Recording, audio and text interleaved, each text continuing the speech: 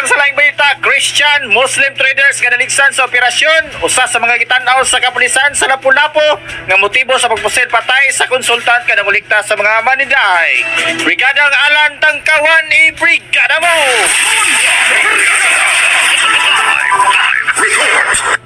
Lakip nga subayon sa kapulisan sa Dakbayan sa Lapu-Lapu sa ilang nga investigasyon sa pagpusil patay sa konsultan ni Mayor Ahong Chan ug usa sa mga sinaligan nga nagbantay sa merkado publiko sa syudad. Ang Christian ug Muslim traders nga posible nga naligsan sa operasyon. Isang tigo niya, traders na to is mubana is walagi rapper nga Cristo nga hilal mubana na is hiligaan naglugway sa tuwa LGU nga during hours nga di sa kaligyan niya, pero kung dagdagan kayong tao di na nag-clearing kung kausap na sila wala nga itong clearing isi-clear yun sila, pero kung munay ko sila ang clearing na to sa merkado kanya itong biktima nga busy sila niya wala nga itong sa kitanaw sa nagululali siguro na yung mga traders ay Christian o Muslim traders na to na dito na pasibol na ilan na sa during sa ilang operation.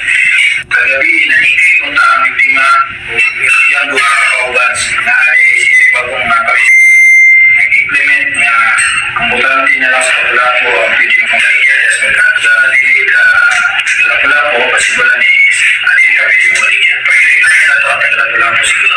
Si Police Lieutenant Colonel Christian B. Torres ang tigpamaba sa kapulisan sa syudad sa Lapu-Lapu. Sinisa, 49 anyos ang mipagayon sa iyang operasyon sa pagpangulikta ban sa duha ka kauban sa nahisgutang merkado apan kalit lang nga dunay nibuto nga nagsakay og motorsiklo. Kalit nga gipusil gamit ang 45 nga pistola sa backrider nga taas og buhok nga sama sa bayhon sa usa ka babae. Human sa itabo ang driver nga lalaki ang bayhon. Dali kayong nakamaniho sa motor palayo sa maong dapit. Gidali unta pagdala sa tambalanan si Sinisa apan tungod sa pinusilan sa ulo, dughan og kamot hinungdan nga nakapsan sa iyang kinabuhi. Gisubay sab ang CCTV nga posibleng makahatag og lead sa kapulisan sa pagsuta kung kinsa ang mamumuno. In the hearts of changing lives, ako si Brigada Alan Tangkawan sa 90.7 Brigada News FM Cebu, the Music and News Authority.